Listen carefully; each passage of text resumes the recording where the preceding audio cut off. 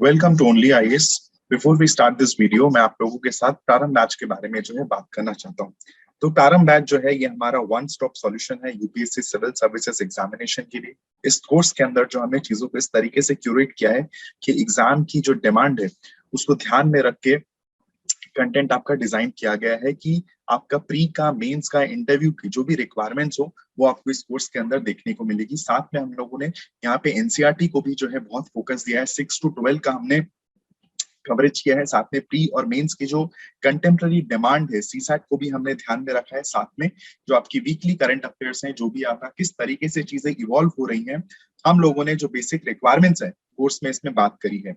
साथ के साथ पैरेलली हमने टेस्ट सीरीज भी रखा हुआ है, जिसके साथ साथ जैसे जैसे आप अपने एनसीईआरटी के लेक्चर्स आप पूरे करते चले जाएंगे, आप सब्जेक्ट वाइज जो है टेस्ट भी दे सकते हैं। आपके यहाँ पे प्रीलिम्स एमसीक्यूज भी डिजाइन करे गए हैं ऑन ए वीकली बेसिस की जो भी आपके करंट अफेयर्स जो भी आपको पढ़ाया जाएगा अकॉर्डिंगली आप अपने प्रीलिम्स रिलेटेड क्वेश्चंस आप सॉल्व कर सकते हैं। साथ में आप यहाँ पे देख सकते हो कि सेक्शनल में भी ध्यान रखा गया है और फुल लेंथ टेस्ट के ऊपर भी जो है ध्यान रखा गया है, सो दैट कि कोई कमी ना रखी जाए। जो बेसिक रिक्वायरमेंट है यूपीएससी के लिए ट्राई करा गया है कि इस बैच में फुलफिल करा जाए। आप देखोगे कि इसमें मेंस का टेस्ट भी जो है एड ऑन किया गया है, सो दैट कि जो भी रिक्वायरमेंट है आपकी कंटिन्यूअस जो है वो राइटिंग प्रैक्टिस हो। साथ में स्टडी मटेरियल्स भी जो है आपको प्रोवाइड कराई जाएगी और जो भी लेक्चर्स जो डिलीवर किया जाएगा वो भी आप लोगों को जो है प्रोवाइड किया जाएगा। तो आप लोग जुड़ सकते हैं प्रारंभ के थ्रू अपने प्रिपरेशन जर्नी के लिए। ओके, तो फर्स्ट हमारा जो है इसमें बात करी गई है अमेंडेबिलिटी ऑफ प्रियम्बल की। साथ में मैं आप लोगों को ये भी बताता चला जाऊंगा, तो जो बेसिक चीजें हैं उसके ऊपर फिर हम लोग दोबारा नहीं जाएंगे, ठीक है। सो यहाँ पे जो है ये न्यूज में क्यों था, क्योंकि रिसेंटली राज्यसभा के डिप्टी चेयरमैन हरिवंश नारायण सिंह जी ने जो है उन्होंने जो डिसीजन था कि भाई प्रियम्बल को अमेंड करना है, उस डिसीजन को जो है रिजर्व करके रख लिया अपने पास।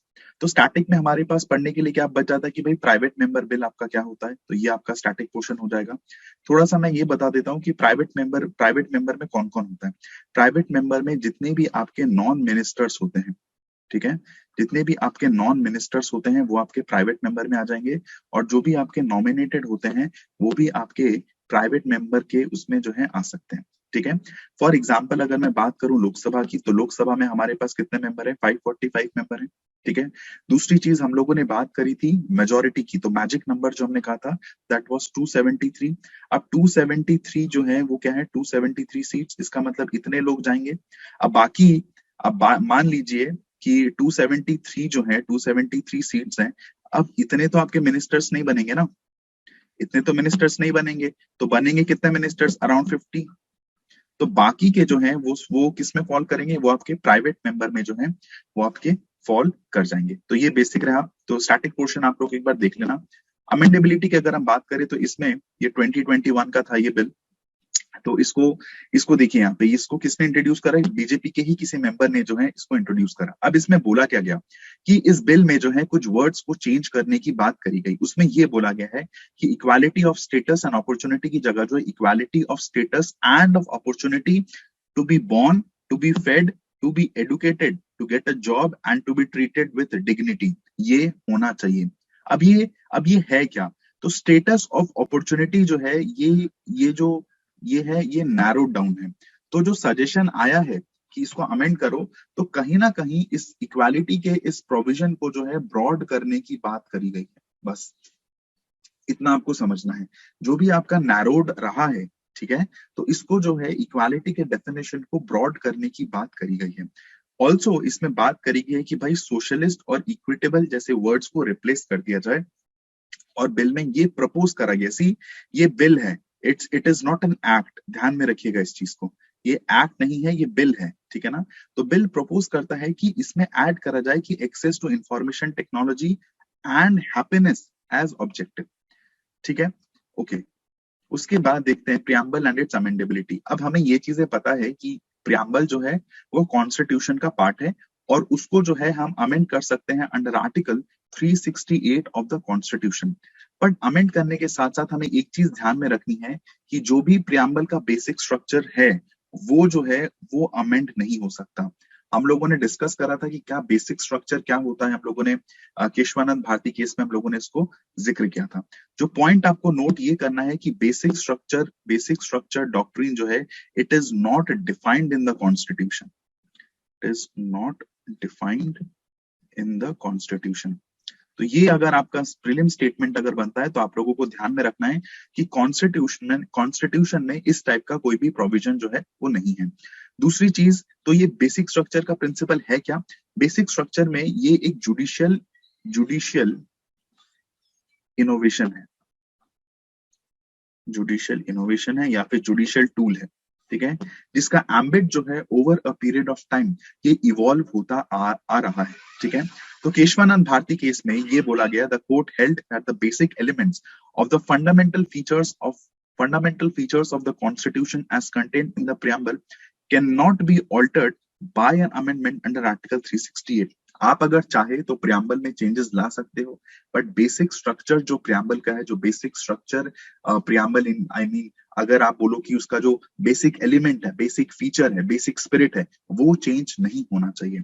तो प्रियम्बल को जो है अभी तक एक बार ही अमेंड करा गया, ओनली वंस, और ये हुआ था 42nd कॉन्स्टिट्यूशनल अमेंडमेंट एक्ट 1976, जब आपकी इंदिरा गांधी की सरकार थी, जिसमें 3 न्यू टर्म्स को डाला गया था। The first was socialist, the second was secular और द थर्ड वाज इंटेग्रिटी। तो ये बेसिक आपको देखना है। ओके, अब अगर बात करेंगे 4 इंपॉर्टेंट कंपोनेंट्स की, हमारे कॉन्स्टिट्यूशन में जो है प्रियम्बल है, ठीक है। अब 4 इंपॉर्टेंट कंपोनेंट्स क्या क्या होते हैं? तो सबसे पहले की सोर्स, की प्रियम्बल का सोर्स क्या है, दूसरा हम देखेंगे नेचर क्या है, ऑब्जेक्टिव क्या है, और डेट ऑफ एडॉप्शन। अब ये जो जस्टिस हो गया, लिबर्टी हो गया, इक्वालिटी हो गया, फ्रेटर्निटी हो गया, ये आपको ध्यान में रखना है कि ये वाला आपका रशियन रेवोल्यूशन से लिया गया है। जो जस्टिस है वो आपका रशियन रेवोल्यूशन से लिया गया है, वेरस लिबर्टी हो गया, इक्वालिटी हो गया, फ्रेटर्निटी हो गया, ये आपकी फ्रेंच रेवोल्यूशन से जो है इनको लिया गया है। अब यही है क्या, यही है आपकी मॉडर्न डे वैल्यूज या फिर आप बोल सकते हो मॉडर्न डे एट्रीब्यूट्स। अब यहाँ पे ऑब्जेक्टिव में अगर हम देखेंगे, यहाँ पे हम लोगों ने अभी अभी जस्ट बात करी थी, इसमें ये बोला गया कि एक्सेस टू इंफॉर्मेशन टेक्नोलॉजी, कि भाई इंटरनेट का एक्सेस जो है वो होना चाहिए, ठीक है, और हैप्पीनेस का कंपोनेंट जो है वो आपका होना चाहिए। तो ये किसमें डाला गया, ये आपका ऑब्जेक्टिव में जो है ये डालने की बात करी गई है। तो देखिए यहाँ पे ऑब्जेक्टिव ऑफ द कॉन्स्टिट्यूशन। तो अगेन जो आपका प्रपोज बिल करा गया था, उसमें जो है ऑब्जेक्टिव का जो डोमेन है उसको बढ़ाने की बात करी गई है। सोर्स की अगर बात करें तो ये तो हमें पता है कि जो अथॉरिटी है वो कहाँ से डराइव होती है, वो पीपल से डराइव होती है। इसीलिए प्रियम्बल के स्टार्टिंग में हम देखोगे कि लिखा हुआ है कि we the people of India. तो सोर्स अथॉरिटी कॉन्स्टिट्यूशन का कौन है, वी, ठीक है। उसके बाद नेचर ऑफ इंडियन स्टेट्स की अगर मैं बात करें तो ये बताता है कि हमारा जो इंडियन स्टेट है वो अपने आप में सॉवरेन है, वो सोशलिस्टिक है, वो सेक्युलर है, वो डेमोक्रेटिक है, वो रिपब्लिकन है, ठीक है। डेट ऑफ एडॉप्शन नवंबर 26, 1949। तो ये कुछ चीजें हैं जो आपको ध्यान में रखनी है। उसके बाद सुप्रीम कोर्ट से रिलेटेड, प्रियम्बल से रिलेटेड अगर कोई सुप्रीम कोर्ट के केसेस हैं उसको देखेंगे। तो हम बात करेंगे 1960 की, हम बात करेंगे 1973 और 1995 की। तो बेरूबारी यूनियन केस में प्रियम्बल में ये कहा था कि भाई प्रियम्बल जो है it is not part of the constitution, but जैसा कि हमें पता है कि सुप्रीम कोर्ट जो है अपने जजमेंट को रिवर्ट कर सकता है, अपने जजमेंट को जो है दोबारा रिव्यू करके दूसरा जजमेंट जो है वो दे सकता है। तो केशवानंद भारती केस में 1973 में ये बोला गया कि preamble is part of the constitution, और LIC ऑफ इंडिया में ये बोला गया कि preamble is an integral part of the constitution. तो ये कुछ बेसिक चीजें हैं कि आपको पता होनी चाहिए कि बेरूबारी यूनियन केस ईयर थोड़ा सा आप ध्यान रखेंगे। केशवानंद भारती केस में, इसी केस में जो है बेसिक स्ट्रक्चर डॉक्ट्रिन के बारे में भी जो है बात किया गया है। और LIC इंडिया केस 1995 में ये बोला गया कि प्रियम्बल जो है वो इंटीग्रल पार्ट है कॉन्स्टिट्यूशन का, ठीक है। अब नेक्स्ट हमारा जो टॉपिक है उसमें हम लोग बात करेंगे यूनियन टेरिटरीज के ऊपर। तो यूनियन टेरिटरीज जब हम लोग पढ़ेंगे तो आप लोगों का काम ये होगा कि स्टैटिक पोर्शन जो है आप इसका कवर कर लोगे, जो भी हमारे जो भी मैंने कोर्स में जो है आप लोगों के साथ डिस्कस कर रहे हैं, ठीक है। अब यहाँ पे हम लोगों ने बात करी थी ट्राइबल काउंसिल्स के बारे में, हम लोगों ने बात करा था, हमने शेड्यूल 5 और हमने शेड्यूल 6 के बारे में जो है हम लोगों ने ऑलरेडी बात करी थी। अब ये न्यूज में क्यों है, न्यूज में इसीलिए है बिकॉज कहीं ना कहीं आर्टिकल रिसेंटली ये डिमांड हुई है कि भाई 244A को जो है आप क्या करो, 244A को आप इंप्लीमेंट करो। और 244 किसके साथ डील करता है, तो यहाँ पे आप लोग लिख सकते हो, it deals with scheduled and tribal areas. Schedule and tribal areas के साथ जो है ये आपका डील करता है। ये क्लियर हो गया आपको? उसके बाद इसमें ये बोला गया है कि भाई एक ऑटोनॉमस स्टेट जो है with in the state of Assam ये क्रिएट करो। ठीक है, अभी इसका बैकग्राउंड अगर हम जानेंगे तो ये है कि ये दो आपके रीजन है, कार्बी आंगलोंग, ठीक है, और ये आपकी करंटली गवर्न, ये जो कार्बी आंगलोंग वाला जो रीजन है, इसको करंटली जो अगर आप बात करोगे कि करंटली गवर्न कौन कर रहा है, तो इसको कर रहा है Karbi Anglong and north Cachar hills. ठीक है, तो ये आपकी ऑटोनोमस काउंसिल है। स्टैटिक पोर्शन में मैंने डिस्कस करा था कि ऑटोनोमस काउंसिल्स किस तरीके से इवॉल्व हुई है, सरकार ने कुछ पावर्स दी हैं जो कि उस रीजन के अंदर जो है लॉज रिलेटेड या भी जो भी चीजें हैं उसको डिसाइड कर सकते हैं। आर्टिकल इसमें बात करेंगे 244 और आर्टिकल हो जाएगा आपका 244A। तो इस केस में ये हम लोगों ने डिस्कस कर लिया, deals with schedule and tribal areas. Okay, अब यहाँ पे देखते हैं schedule and tribal areas, the areas inhabited by the socially and educationally backward aboriginals। अब समझेंगे कि aboriginals क्या होते हैं। तो यहाँ पे आप लोग लिख सकते हैं कि these are the people who have been in a region from the earliest time. तो जो लोग जो है पहले से ही उस जगह में रह रहे हैं, ठीक है ना, उनको बोलते हैं एबओरिजिनल्स। तो शेड्यूल एरियाज वाला ये इंपॉर्टेंट टॉपिक है, तो कृपया करके जो है आप लोग स्टैटिक पोर्शन जरूर देख लीजिएगा। उसके बाद आप अगर एडमिनिस्ट्रेशन की बात करें तो एडमिनिस्ट्रेशन हो जाएगा 5th और 6th शेड्यूल के अंदर। ठीक है, उसके बाद ये बात करता है कि किस तरीके से जो है जो शेड्यूल और आपके ट्राइबल एरियाज है उनको किस तरीके से कंट्रोल करना है, मैनेज करना है, एडमिनिस्टर करना है। ठीक है, ओके। उसके बाद हम बात करेंगे कि 5th शेड्यूल के बारे में, कि 5th शेड्यूल में वो कौन कौन से एरियाज आपके आते हैं। ठीक है, अब ये आप लोग देख सकते हो, ये रहा आपका कार्बी आंगलोंग वाला आपका रीजन। ठीक है ना, कार्बी आंगलोंग, ये रहा आपका कार्बी आंगलोंग वाला रीजन, ये रहा आपका नॉर्थ कैचर हिल्स। ठीक है, और ये रहा आपका कैचर का रीजन, ये आप देख सकते हो। ठीक है, अब यहाँ पे ये आपका 2020 में जो है इसमें से क्वेश्चन आया था। अगर आप देखोगे जाके पॉलिटी में, क्वेश्चन में ये आएगा कि कौन से शेड्यूल जो है 5th, कौन से शेड्यूल जो है वो शेड्यूल एंड ट्राइबल एरिया से रिलेटेड है। ठीक है, ऑप्शन में जो है, ऑप्शन में आई थिंक 5th या फिर 6th, कोई एक ऑप्शन जो है वो नहीं था, तो चीजें आसान हो गई थी। ठीक है, तो आपको ध्यान में क्या रखना है कि 5th शेड्यूल में, ध्यान से सुनेगा, 5th शेड्यूल में एडमिनिस्ट्रेशन एंड कंट्रोल जो है शेड्यूल एंड ट्राइबल एरियाज में ये स्टेट्स जो है वो नहीं है। कौन कौन सी नहीं है? आपका आसाम नहीं है उसमें, त्रिपुरा जो है आपका नहीं है, मेघालय जो है वो आपका नहीं है, और मिजोरम जो है ये आपका नहीं है। ठीक है, तो प्रेजेंटली कौन कौन से स्टेट्स अंडर 5th शेड्यूल में? आपका रहेगा आंध्र प्रदेश, आपका रहेगा छत्तीसगढ़, गुजरात, हिमाचल, झारखंड, मध्य प्रदेश, महाराष्ट्र, ओडिशा, राजस्थान और आपका तेलंगाना। अगर आप इंडिया का मैप बनाओगे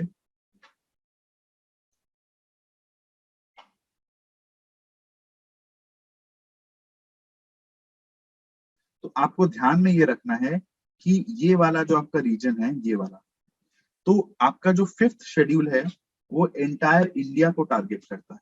ठीक है, वो जो है आपका एंटायर इंडिया को टारगेट करता है, वेयर एज आपका जो 6th शेड्यूल है वो आपका नॉर्थ ईस्ट। और इसको आप ध्यान में कैसे रखोगे? ATM machine, A stands for Assam, T for Tripura, M for Meghalaya और एम फॉर आपका मिजोरम। तो ये आप लोगों को ध्यान में रखने की जरूरत है। उसके बाद हम बात करेंगे Roshni act and it is a U turn of Jammu and Kashmir administration. अब यहाँ पे ध्यान से देखिएगा कि recently Jammu and Kashmir administration ने जो है, जो हाई कोर्ट का जजमेंट था उसमें कुछ मॉडिफिकेशंस की बात करी है, और रोशनी एक्ट को, जो कि आपका, जिसने हाई कोर्ट का जो जजमेंट था, जिसने रोशनी एक्ट को डिक्लेयर कर दिया था नल एंड वॉइड।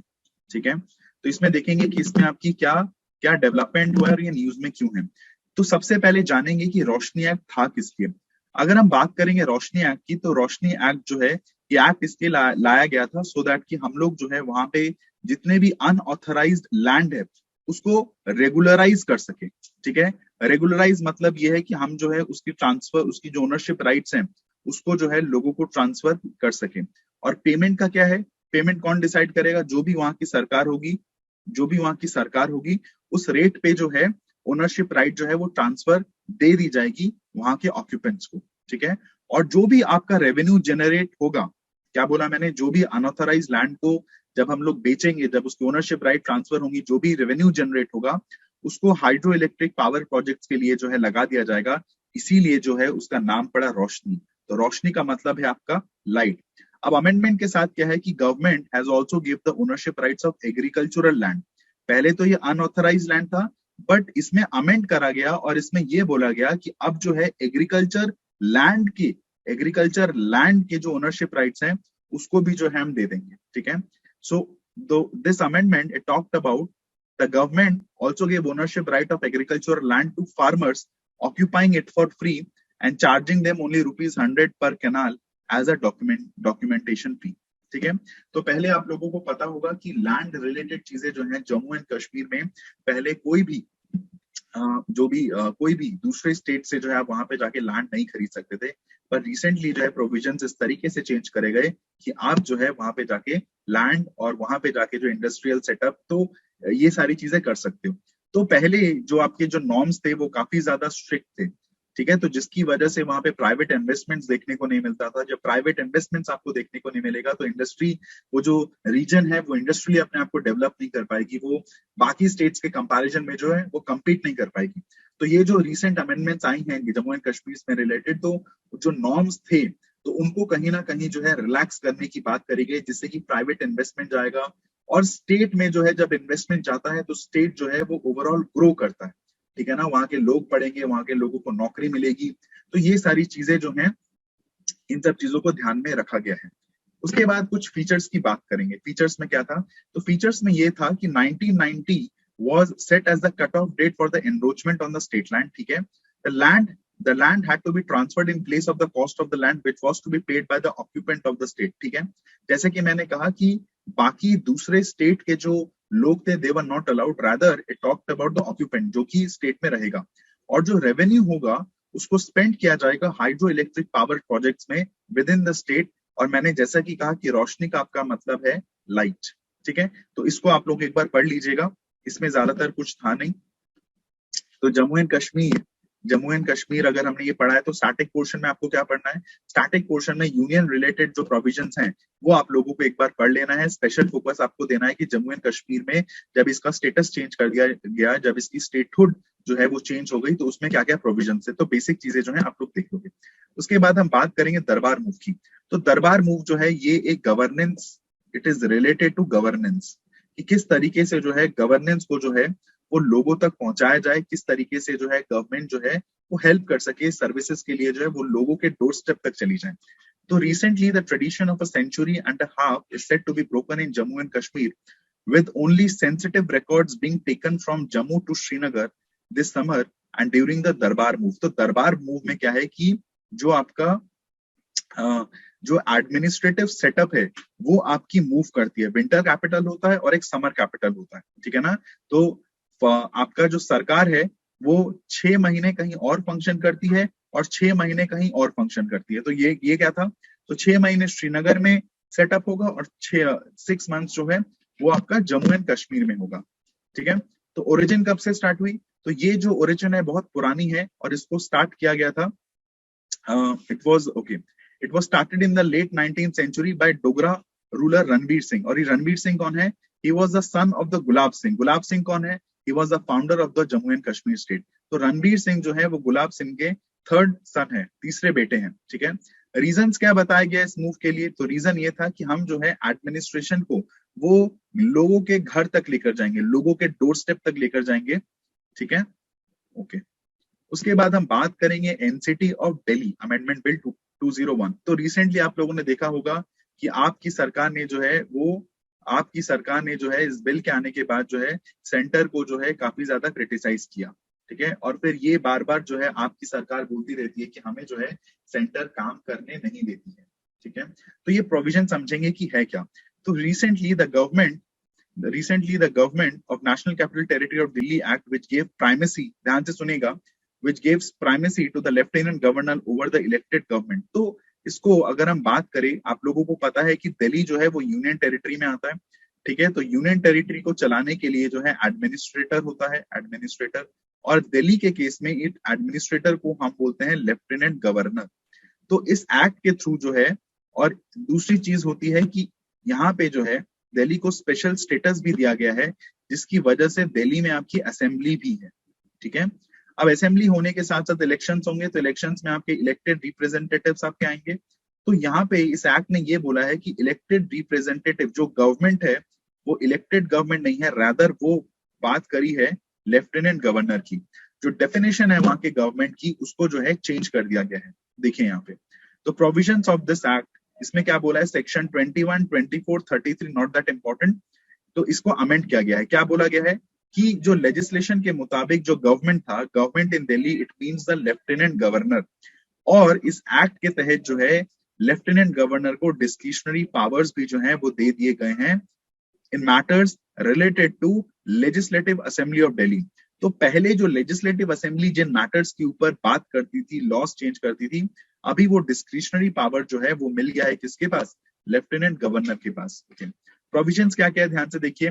तो Delhi government will now mandatorily have to take, यहाँ पे वर्ड को ध्यान में रखिएगा कि दिल्ली गवर्नमेंट को जो है मैंडेटरीली एलजी की ओपिनियन जो है वो लेनी पड़ेगी किसी भी एग्जीक्यूटिव एक्शन से पहले। It also bars the assembly और its committees from making rules. तो असेंबली है और उनकी जो कमिटीज है वो रूल्स भी नहीं बना सकती, ठीक है। To take up matters concerning day to day administration से रिलेटेड जो भी रूल्स हैं, ये असेंबली या फिर कमिटी जो है वो नहीं ले सकती, ठीक है। ओके, एडमिनिस्ट्रेटिव डिसीजंस भी जो है वो नहीं ले सकती।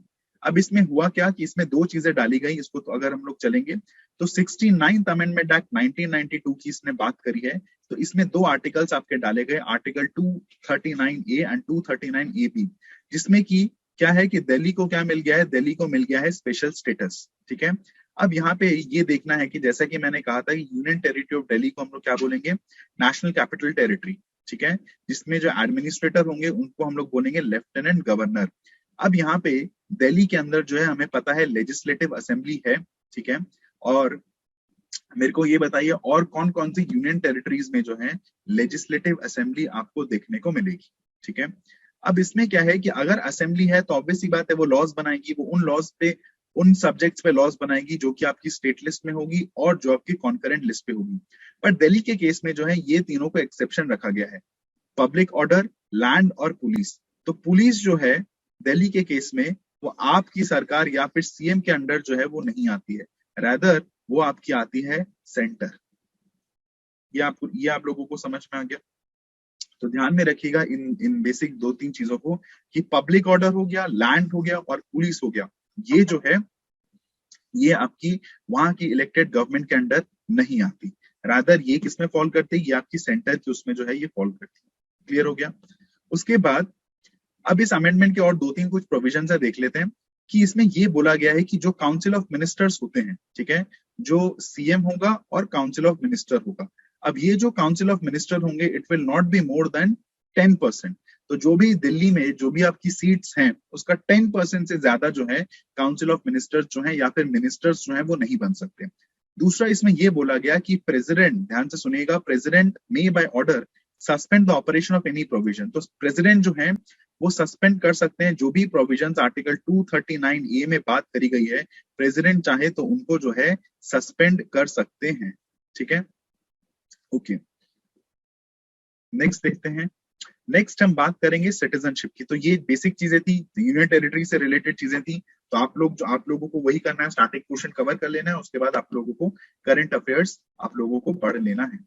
उसके बाद हम बात करेंगे सिटीजनशिप की। तो सिटीजनशिप के अंदर हम ये देखेंगे कि न्यूज में क्यों है। न्यूज में ये है कि मिनिस्ट्री ऑफ होम अफेयर्स ने, ध्यान से सुनिएगा, मिनिस्ट्री ऑफ होम अफेयर्स ने इन्फॉर्म किया है Lok Sabha that more than 6 lakh Indians renounced their citizenship in the past 5 years। अब यहाँ पे कंफ्यूजन जो है वो हो सकता है कि मिनिस्ट्री ऑफ होम अफेयर्स है कि मिनिस्ट्री ऑफ एक्सटर्नल अफेयर्स है, ठीक है। तो ध्यान में रखिएगा सिटीजनशिप का जो मैटर है वो कौन देखता है, वो होम मिनिस्ट्री देखती है, ठीक है। तो ये आपका कंफ्यूजन वाला पॉइंट था, तो थोड़ा सा बच के रहिएगा। अब इन्होंने लोकसभा को इन्फॉर्म किया है कि पिछले 5 सालों में जो है 6 लाख से ज्यादा लोगों ने जो है इंडियन सिटीजनशिप को रिनाउंस किया है, त्याग दिया है, ठीक है। और उनके जो रीजंस हैं वो आपके अननोन है, ठीक है। तो इसके चलते सरकार ने किया क्या कि जो भी आपका फॉर्म था, ठीक है, तो revision of form 22 under citizenship rules 2018, तो मिनिस्ट्री ऑफ होम अफेयर्स ने क्या किया, एक डिक्लेरेशन कॉलम जो है अपने फॉर्म में डाल दिया, जिसमें कि बताया जाएगा कि भाई आपके रीजंस क्या हैं, आपके सर्कमस्टांसेस क्या हैं, किन किन चीजों की वजह से जो है आप फॉरेन सिटीजनशिप को आप एक्वायर कर रहे हो। तो सरकार को ये पता होना चाहिए। अब सवाल है कि क्यों पता होना चाहिए। अगर सरकार को पता होगा सिटीजनशिप, अब अगर उन्होंने सिटीजनशिप चेंज करी है तो सरकार को जो है टैक्स रिलेटेड बहुत ज्यादा नुकसान होगा। तो अगर सरकार को ये चीज पता होगी कि यहाँ पे ये दिक्कतें चल रही हैं, तो अकॉर्डिंगली पॉलिसीज हो गया, अकॉर्डिंगली एक्ट्स हो गया, अकॉर्डिंगली चीजों को जो है सरकार अमेंड कर सकती है। कोई अगर नए रूल्स लाने की जरूरत है तो वो भी लेकर आ सकती है, बिकॉज इससे जो है जो टैक्स कलेक्शन जो है उस पे भी जो है सरकार को फर्क पड़ेगा। दूसरी चीज यहाँ पे ये हम बात करेंगे सिंप्लीफिकेशन ऑफ द प्रोसेस की।